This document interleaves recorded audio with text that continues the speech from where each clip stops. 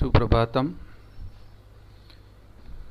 आज फिर हम दोबारा मिल रहे हैं प्रथम गौण हिंदी में मध्यकालीन हिंदी कविता CE 303। अगली बार हम बात कर रहे थे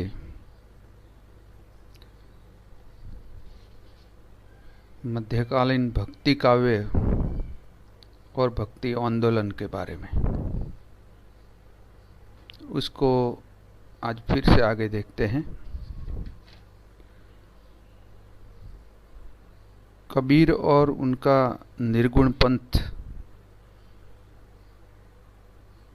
और उनका भक्ति आंदोलन इस युग की एक महत्वपूर्ण देन है। कबीर का उपास्य निर्गुण निराकार ब्रह्म है। उनकी ये ब्रह्म संबंधी जो परिकल्पना है वो उपनिषदों के ब्रह्मवाद तथा इस्लामी एकेश्वरवाद दोनों का योग है। हम आगे भी देख चुके हैं कि कबीर पढ़े लिखे नहीं थे, किंतु दुनिया की किताब को उन्होंने खुली आंखों से देखा और पढ़ा था। पढ़े लिखे नहीं थे लेकिन अनुभवी थे। वे बहुश्रुत भी थे और वे कागज की लेखनी से अधिक उनका आंखों देखी पर विश्वास था। और इस आंखों देखी के सहारे उन्होंने बहुमूल्य अनुभवों को जीवन में अर्जित किया। उन्होंने अपनी वानियों में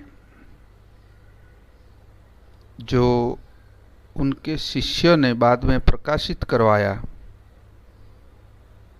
जिसके जरिए हमें पता चलता है कि अनपढ़ होते हुए भी कबीरदास बहुत ही बहुमूल्य व्यक्तित्व के धनी थे। उनके अनुभवों का खरापन, प्रामाणिकता तथा परिपक्वता भरपूर मात्रा में है। कबीर और उनके निर्गुण पंथ का जो योगदान रहा है भक्ति आंदोलन में वो बहुमूल्य है। कबीर का निर्गुण ब्रह्म सर्वव्याप्त है। संसार में जो कुछ जहां भी है सब उसी के नूर का प्रताप है। वह सबसे परे भी है और सब में व्याप्त भी है। वह घट घट में विद्यमान है। यद्यपि वह रूप गुण नाम रहित है, फिर भी कबीर ने उसे अनेक नामों से जब जब याद किया है तब उस पर कुछ उसका प्रभाव रहा है। उनको उनसे सहायता मिली है। कबीर के लिए वह ईश्वर, ब्रह्म, अल्लाह, निरंजन, माधव, केशव, राम या रहीम सब कुछ एक है। वह अतिशय उदार है, करुणाकारी है और सब कुछ का कर्ता है। वह अगम और अगोचर है। वो निराकार है। वो सब जगह पर है। आप में भी है और मेरे में भी है। निर्गुण ब्रह्म के साथ ही कबीर और उनकी भक्ति में एक और कड़ी जुड़ती है और उसके जीवन में उसका महत्व है, वह है सद्गुरु। गुरु का महत्व उनके जीवन में बहुत है। वे अपने गुरु रामानंद को भगवान के समक्ष मानते थे। अभी थोड़े दिन पहले गुरु पूर्णिमा का पर्व था, उसको व्यास पूर्णिमा भी कहते हैं। तो गुरु का पूजन हुआ। कोरोना की वजह से हम कहीं बड़े मंदिरों में या आश्रमों में जाकर गुरु वंदना नहीं कर सके, लेकिन हमारे हृदय में, हमारे घर में रहकर हमने सद्गुरु को याद किया। कबीर जी एक साखी में कहते हैं, और वे कहते हैं कि गोविंद से, यानी कि भगवान से भी ज़्यादा महत्व गुरु का होता है जीवन में। और जब गुरु की या सद्गुरु की जब कृपा होती है तो भगवान का दीदार होता है, यानी कि भगवान का दर्शन होता है। सद्गुरु ही ज्ञान के चक्षु खोलकर ब्रह्म का, भगवान का दर्शन करवाते हैं। और इसलिए कबीर सदैव अपने गुरु को महान मानते थे, उनकी कृपा का आकांक्षी सदा रहते थे। कबीरदास ने आजीवन जो कुछ कहा, जो कुछ प्रचार किया, वो सब उनकी बानियों के रूप में संग्रहित है। उनकी बानियों का सबसे अधिक प्रमाणित संग्रह बीजक है, और अगली बार बताया था कि साखी, शब्द और रमेनी 3 रूपों में है। उनकी बानियों में विषयगत वैविध्य है, जैसे भक्ति, नीति, समाज सुधार, ये सब। मोटे तौर पर कहा जाए तो कबीर की बानियों का जो संबंध है, या तो रहस्यवाद है या उनकी संप्रदायगत आस्थाओं से जो भक्ति है, जो समाज दर्शन है, जो कुछ ब्रह्म और जीव के पारस्परिक संबंधों तथा कबीर के अपने साधनजन्य अनुभवों की विवृत्ति है। कबीर के अनुभवों से, उनके साहित्य से हमें यह भी पता चलता है कि नाथ संप्रदाय से वे नजदीक थे। कबीर की उलटबासियां भी इसी कोटि में आती है, उसमें रहस्यवाद होता है। कबीर की बानी का यह जो उलटबासियों वाला पहलू है, जो रहस्यवाद है, वो अधिक गूढ़, गहन, गंभीर और जटिल है। संप्रदायगत परिभाषित शब्दावली के चलते वह सहज संप्रेष्य भी नहीं है, यानी कि विशेषतः कबीर की उलटबासियों और हठयोग मूलक रहस्यवाद, जिसमें ब्रह्म और जीव के संबंधों में जिज्ञासा, प्रयत्न, मिलन और विरह संबंधी अनुभव का कथन, उसके भी दर्शन होते हैं। माया के स्वरूप चित्रण में भी कबीर बहुत साफ है। कबीर के कृतित्व के इस पहलू के सम्यक अध्ययन और ग्रहण के लिए अपेक्षित तैयारी की जरूरत है।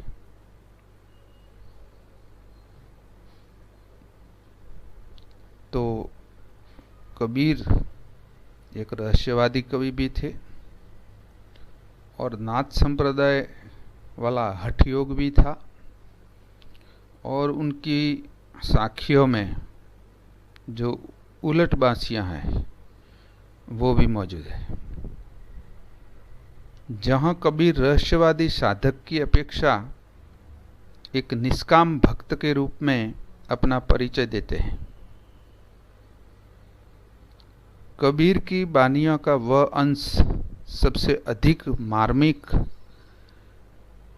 सरस और ग्राह्य है। भक्ति की जमीन पर कबीर एकदम विनम्र और निहायत संवेदनशील है। उनकी भक्ति वह माधुर्य भाव की हो, जहां वे भी कभी अपने आप को हरि की बहुरिया कहते हैं, भगवान को पियू, और अपने आप को उनकी प्रियतमा वे कहते हैं, यानी कि प्रेमिका के रूप में अपना परिचय देते हैं। एक साखी की पंक्ति है, ये अखियां अलसानी, ये अखियां अलसानी, पिया हो सेज चलो। तो प्रियतम के साथ वो सेज सजाने की बात भी कबीरदास जी कहते हैं। वह उनका माधुर्य भाव है, यानी कि प्रेम है। वह प्रपत्ति भाव की हो, जहाँ वे अपने आराध्य के शरणागत बनकर जाते हैं, यानी कि भगवान की शरण में वे रहना चाहते हैं, जाना चाहते हैं, और सदा भगवान उनकी कृपा, उनके ऊपर कृपा बनाए रखे, दया बनाए रखे, उनके वे आकांक्षी रहते हैं। भक्ति के सभी रूपों में कबीर समर्पणशील है, विनीत है, मृदु है। उनकी भक्ति पूर्णतः निष्काम भक्ति है, यानी कि अहेतुक भक्ति है, क्योंकि हेतु की जो भक्ति होती है वो भक्ति नहीं कही जाती। यानी कि हम भगवान से सौदा करते हैं, यानी कि सगुण भक्ति में हम भगवान के सामने नैवेद्य चढ़ाते हैं, दिया धूप करते हैं, भगवान को कुछ जैसे घूस देने की कोशिश करते हैं कि हे भगवान, ये मेरा काम अगर हो जाए तो मैं आपको ये प्रसादी चढ़ाऊंगा या पैदल चलकर आपके शरणों में आऊंगा, ये सब। तो ये हेतु वाली भक्ति है। लेकिन कबीरदास की जो भक्ति थी वो निष्काम भक्ति थी, कोई लेना देना नहीं, अहेतुक भक्ति थी, जहाँ आराध्य के प्रति समर्पण और उसकी कृपा के अलावा कुछ भी कामना नहीं। इस भक्ति को कबीर सद्गुरु की देन मानते थे, और उन्होंने एक साखी में पंक्ति में बताया कि संतो भक्ति सतो गुर आनी। संतो भक्ति सतो गुर आनी। कबीर के कृतित्व का ये पहलू उनके कहे हुए का सबसे मार्मिक अंश है, और जिसे कविता ही कहते हैं उसमें सराबोर भी। भक्ति की ये वह जमीन है जहां अहंकार के लिए कोई जगह नहीं। यानी कि आराध्य का जो घर वो प्रेम का घर है, वह प्रेम की जमीन है। जो लोग अहंकार लेकर वहां जाता है उनको सफलता नहीं मिलती। ये कोई खाला का घर नहीं, यानी कि मासी का घर नहीं, यह आराध्य का घर है।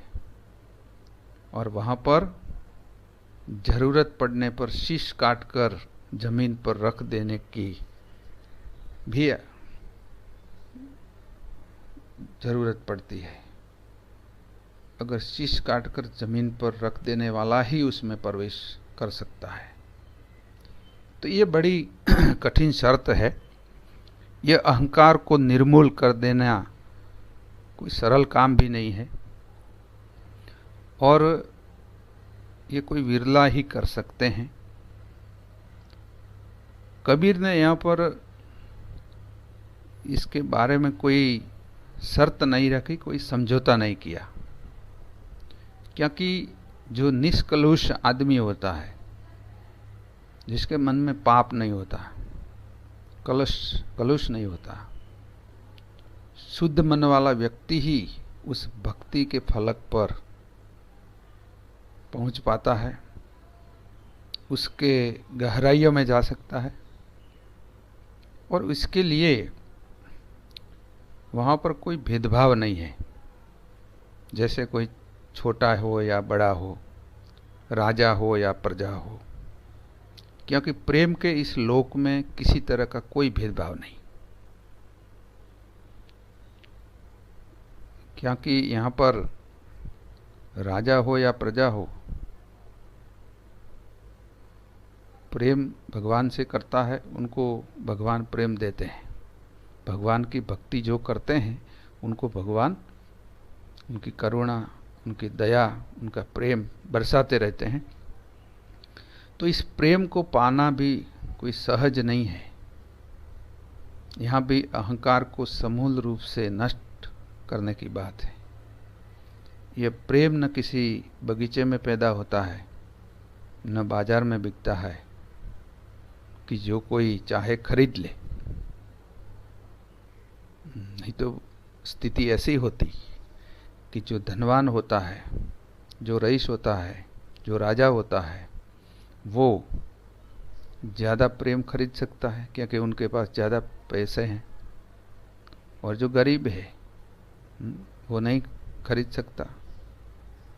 तो ये कोई बाजार में दुकान पर मिलता नहीं है कि भाई चलो 50 रुपये किलो प्रेम ले लो, ये नहीं हो सकता।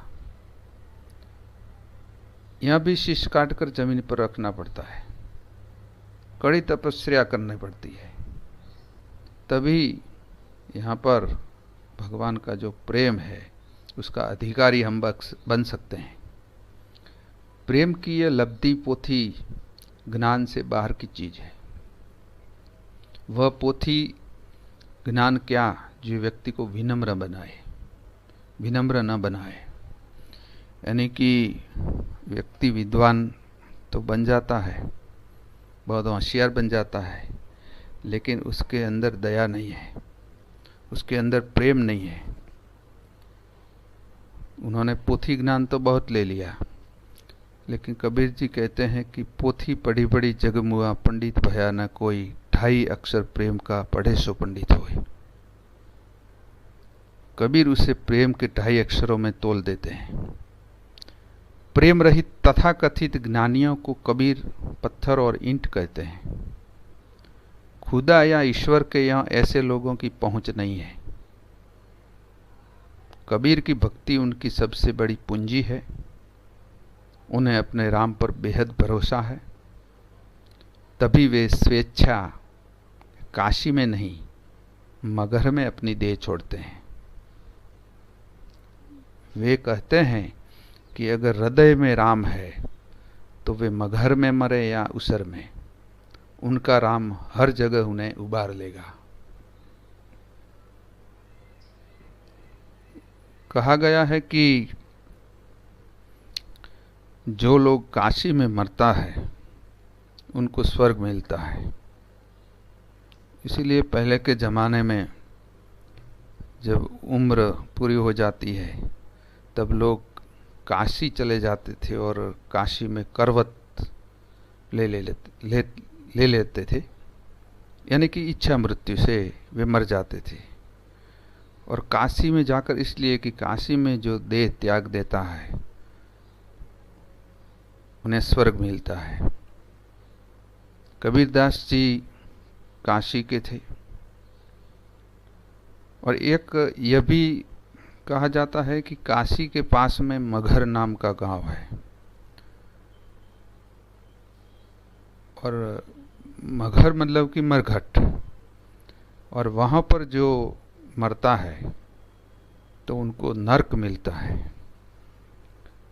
कबीरदास जी कहते हैं कि जीवन भर मैंने अगर अच्छे कार्य किए हैं और फिर मैं मगहर में मरूं या काशी में, क्या फर्क पड़ता है, मैं मगहर में जाकर मरूंगा, फिर मुझे नरक भले ही मिले। जीवन भर जो किसी को दुख देता है, हत्याएं करता है, पाप करता है, और फिर कहता है कि काशी में जाने से उनको स्वर्ग मिलेगा, तो इस बात में माल नहीं। कबीरदास जी ये नहीं मानते। कबीर के जीवन में उन्होंने अपने कृतित्व में समाज के बारे में, समाज के उद्धार के बारे में भी बहुत कुछ लिखा है। उनका समाज दर्शन भी हमें देखना चाहिए। वे समाज सुधारक कवि थे, बेहद प्रखर और बेहद तीखा व्यंग करते थे। कबीर के जिए भोगे और देखे हुए, अनुभव किए हुए साक्ष्य उनके वाणियों में है। यह कबीर बेहद अक्कड़, आक्रामक और निर्मम भी है। यह उनके व्यंग भी बहुत वेदक हैं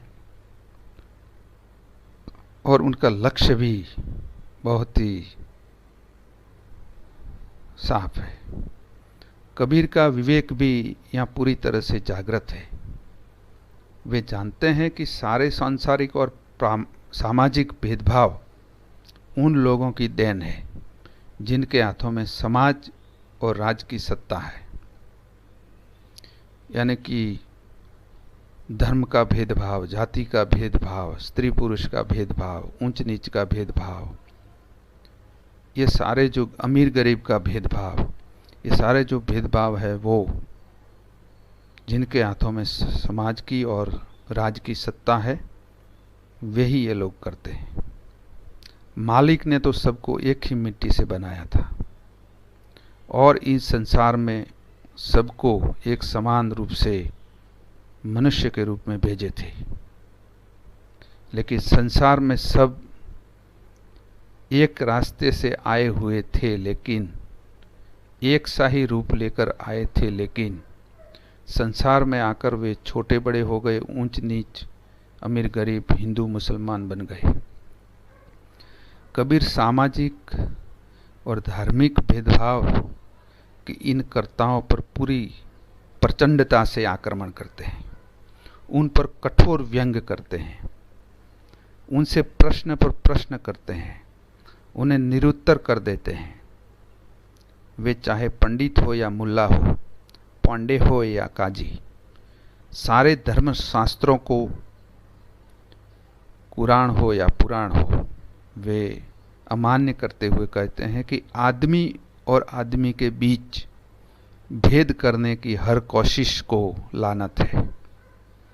हर धर्म की रूढ़ियाँ, हर धर्म के अंधविश्वास, हर धर्म के बाह्याचार और रूढ़ियाँ और परंपराएं, उनको वे प्रचंड साथ से, और जो अमान्य है, जो समाज के विकास में रोड़े बनते हैं, उनको नकारते हैं। वे काबा, कैलाश, मंदिर, मस्जिद, तीर्थ व्रत, नमाज, उपवास, इन सब को सबसे कठोर आक्रमण का लक्ष्य बनाते हैं, क्योंकि इंसानियत से बढ़कर उन्होंने कुछ भी नहीं माना। जाति पाति, वर्ग, वर्ण, धर्म, संप्रदाय, नस्ल, ये सारे भेदों को धिक्कारा है। आदमी से अपने अंतर में झोंकने को कहा है। सदाचरण पर बल दिया है। मनुष्य धर्म को सर्वोपरि माना है। हम जानते हैं कि जैन धर्म में मनुष्य धर्म के बारे में तो बात होती है, लेकिन वे अहिंसा में मानते हैं, यानी कि मनुष्य ही नहीं, सर्व जीव जंतु, पशु पक्षी, वृक्ष तक, इन सब की रक्षा होनी चाहिए, मतलब कि अहिंसा में मानने वाले।